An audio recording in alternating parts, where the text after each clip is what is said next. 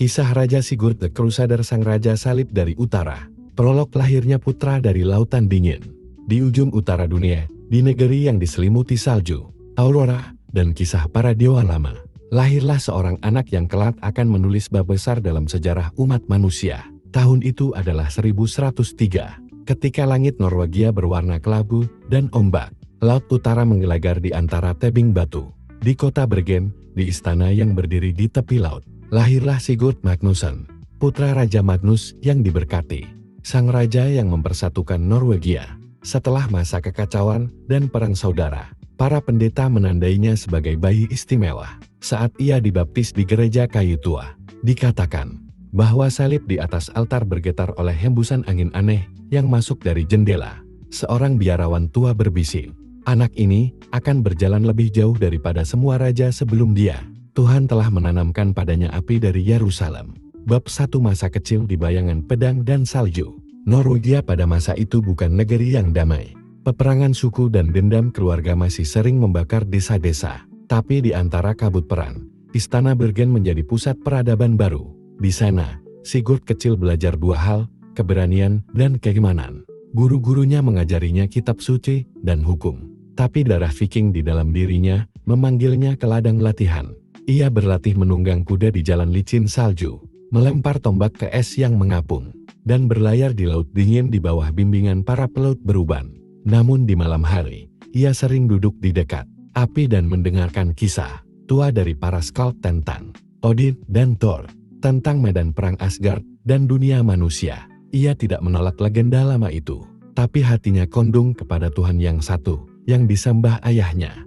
Jika para dewa memerintah dengan pedang, katanya suatu malam, maka Kristus memerintah dengan hati. Kata-kata itu, meski diucapkannya sebagai bocah, kelak menjadi dasar hidupnya. Bab 23. Mahkota di satu negeri. Ketika ayahnya wafat, Norwegia jatuh ke tangan tiga putranya, Olaf, Eystein, dan Sigurd. Ketiganya muda, ambisius, dan memiliki watak berbeda. Olaf lembut dan berjiwa rohani. Eystein cerdas dan bijak dalam diplomasi. Sementara Sigurd berjiwa api, lahir untuk bertindak, bukan menunggu. Mereka bertiga berbagi kekuasaan, masing-masing memerintah bagian negeri. Tapi seperti tiga kapal yang berlayar dalam badai, arah mereka sering berseberangan. Meski begitu, untuk sementara waktu, Norwegia menikmati masa stabilitas yang jarang terjadi. Di bawah pemerintahan mereka, hukum diperkuat, perdagangan tumbuh, dan biara-biara mulai berdiri di sepanjang pantai barat. Namun di dada Sigurd, ada sesuatu yang gelisah, panggilan dari jauh. Seolah angin laut membawa bisikan nama Yerusalem setiap malam. Bab 3. Cahaya dari timur. Pada suatu musim dingin, datang seorang biarawan dari Inggris, membawa kabar dari selatan. Pasukan salib Kristen berperang di Tanah Suci untuk mempertahankan Yerusalem dari kaum Muslim. Raja-raja besar seperti Balduin dari Yerusalem menyeru umat Kristen untuk datang membantu. Ketika biarawan itu berkhotbah di hadapan para bangsawan Norwegia, semua mata menatapnya dengan hikmat. Tapi hanya satu orang yang hatinya terbakar, Raja Sigurd. Dalam malam panjang di istana Oslo, ia berlutut di hadapan altar kecil dan bersumpah, Tuhan yang hidup, aku akan pergi sejauh dunia membentang demi salibmu. Aku akan membawa panji Kristus dari laut utara ke tanah di mana darahnya menetes. Ia mengumpulkan armada besar, 60 kapal panjang dengan lambung kayu pinus dan haluan berbentuk naga. Para petualang, satria, dan pelaut dari seluruh Norwegia datang memenuhi panggilan raja muda mereka.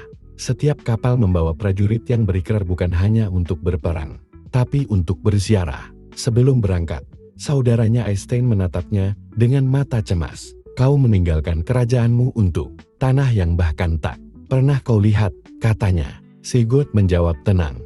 Aku tidak pergi untuk menaklukkan dunia, Eystein.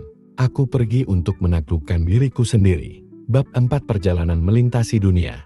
Musim semi tahun 1108, armada besar itu meninggalkan Norwegia. Ombak bergulung di bawah lunas kapal, dan bendera salib putih di atas layar berkilauan di bawah matahari kutub.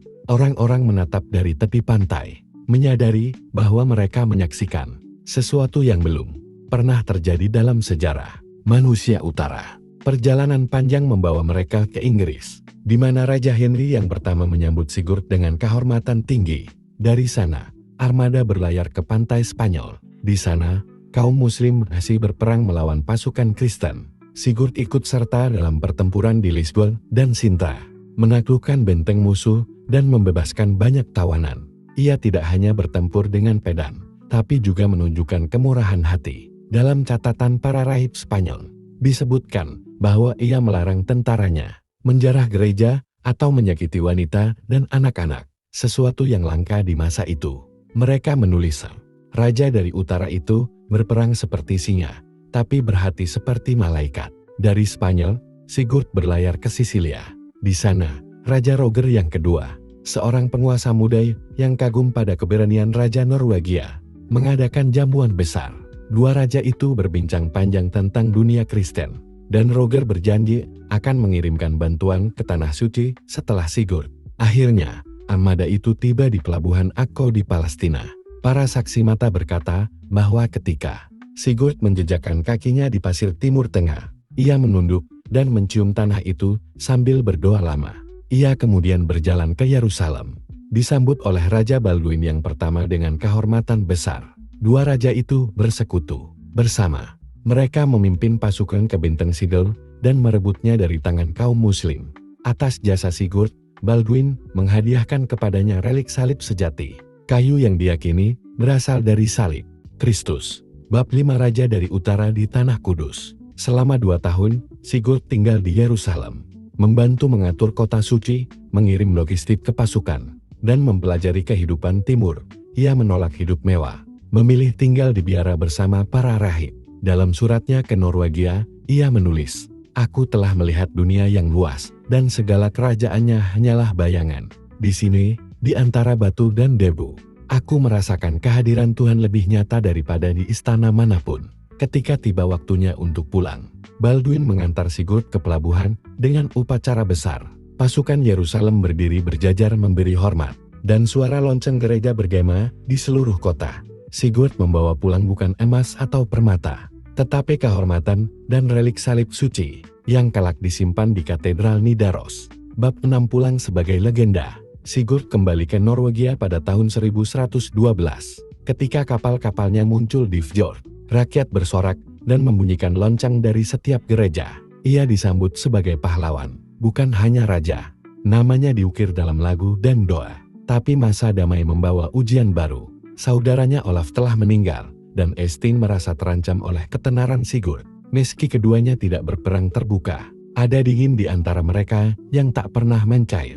Setelah Eystein wafat, Sigurd menjadi satu-satunya raja Norwegia. Sebagai penguasa tunggal, ia memperkuat hukum, memperindah kota Bergen dan Oslo, dan memperluas hubungan diplomatik dengan Inggris, Jerman, dan Tanah Suci. Ia juga memperkuat gereja Katolik di Norwegia, menjadikan iman Kristen benar-benar tertanam dalam budaya bangsa.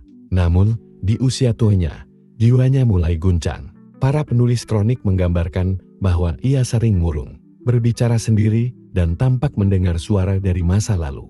Mungkin bayangan perang dan perjalanan panjang terus menghantui pikirannya. Ia sering menatap laut dari jendela istananya dan berbisik, "Aku mendengar ombak Yerusalem, tapi tak bisa mencapainya lagi." Bab 7 Senja di Fjord Bergen.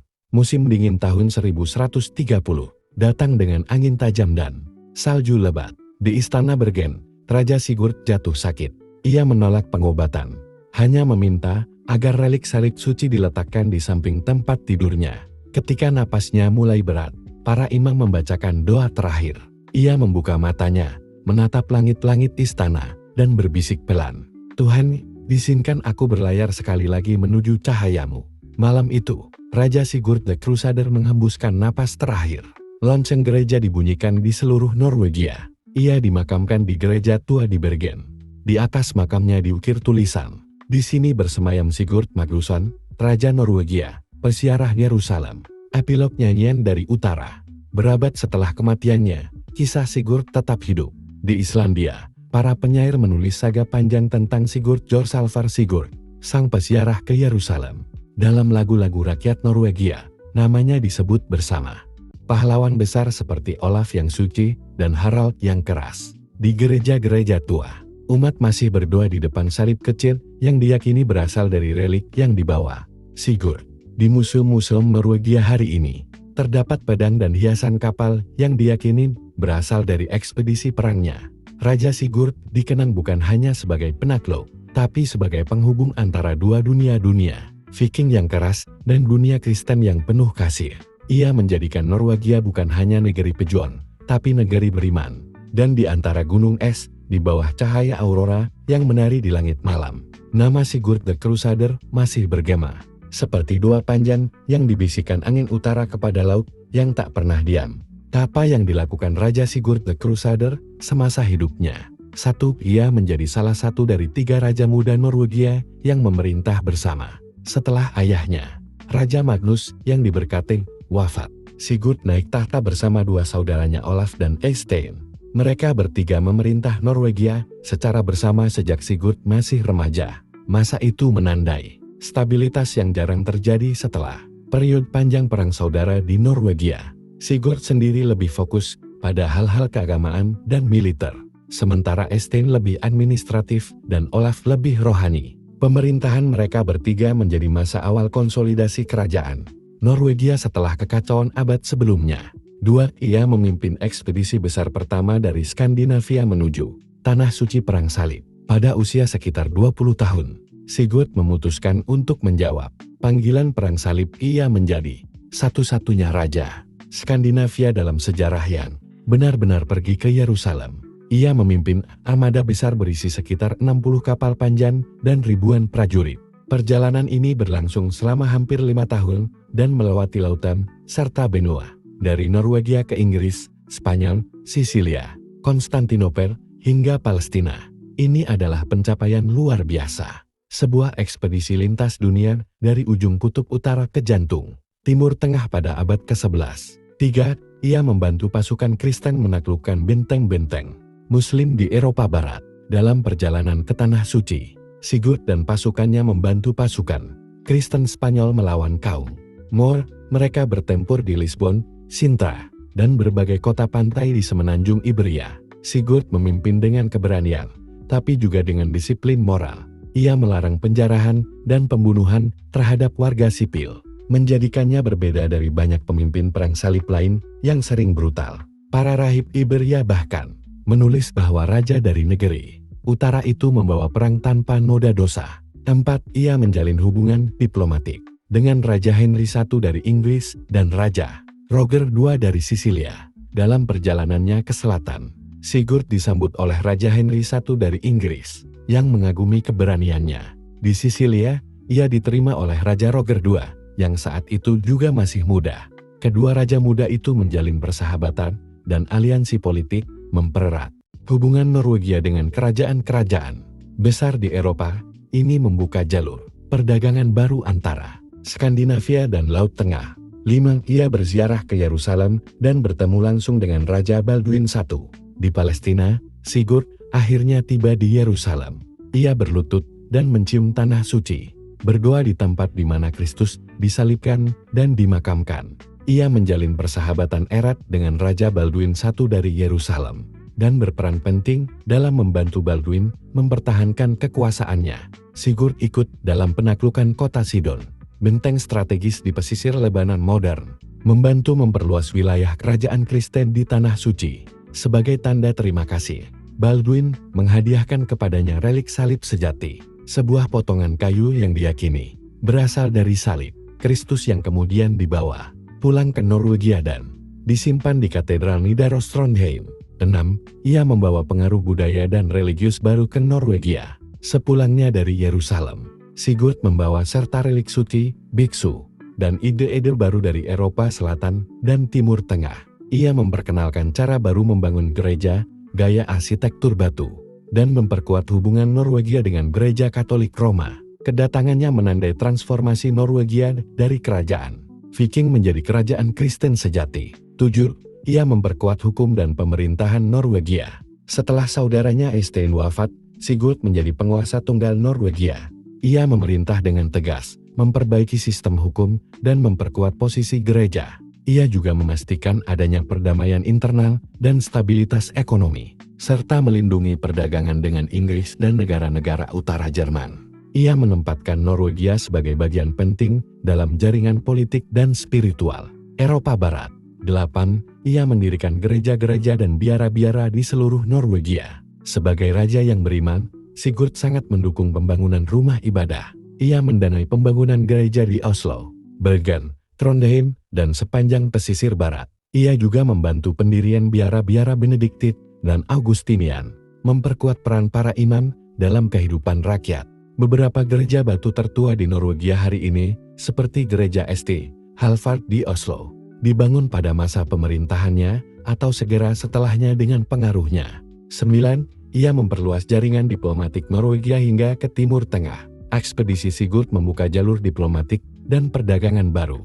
Norwegia, yang sebelumnya terisolasi di utara, mulai dikenal di Eropa dan Timur Tengah sebagai kerajaan Kristen yang kuat dan berani. Bahkan Kaisar Bizantium Romawi Timur mengakui keberanian pasukan Norwegia yang melewati Konstantinopel, dan hubungan diplomatik kecil pun terbentuk. 10. Ia memperkuat identitas Kristen bangsa Norwegia. Sebelum Sigurd, Norwegia masih menyimpan banyak peninggalan pagan dari masa Viking. Tapi setelah Perang Salib, ia menegakkan hukum yang melarang pengorbanan kafir dan memperluas pendidikan gereja. Ia menjadikan iman Kristen sebagai landasan moral dan politik. Kerajaan menggantikan kepercayaan lama. Karena itu, generasi sesudahnya memandangnya sebagai raja yang membawa terang ke utara. 11. Ia menjadi simbol legenda dan keagamaan dalam saga Nordik. Setelah wafat, Sigurd menjadi tokoh mitos dalam banyak saga Islandia dan balada Norwegia. Ia disebut Sigurd Jorsalfar Sigurd, sang pesiarah ke Yerusalem. Ia dianggap pahlawan Kristen pertama dari dunia Viking, dan simbol kesetiaan kepada Tuhan sekaligus keberanian manusia. Saga-saga menyebut bahwa ia mengangkat pedang bagi Tuhail dan menundukkan dunia bagi iman. 12. Ia wafat sebagai raja tunggal dan dikenang dengan kehormatan besar. Sigurd meninggal pada tahun 1130 di Bergen. Ia dimakamkan di gereja tua kota itu dengan penghormatan agung. Rakyat mengenangnya bukan karena perang semata, tapi karena jiwa pesiarah yang berani meninggalkan segalanya demi keyakinan. Setelah kematiannya, Norwegia memang mengalami masa sulit, tapi nama Sigurd tetap hidup sebagai simbol keagungan moral dan keberanian spiritual. Warisan besar Sigurd the Crusader menjadikan Norwegia dikenal di seluruh Eropa dan Timur Tengah. Menjadi raja pertama dari Eropa Utara yang menunaikan ziarah bersenjata ke Yerusalem, membawa artefak suci, dan memperkuat peran gereja Katolik di Norwegia. Mengubah citra bangsa Viking menjadi bangsa Kristen dan beradab, meninggalkan kisah heroik yang hidup dalam lagu, saga, dan sejarah selama lebih dari 9 abad. Kalimat pendek yang menggambarkan seluruh hidupnya adalah, ia berlayar dari SKP, dari kabut utara ke cahaya Yerusalem, dan pulang membawa iman bagi bangsanya.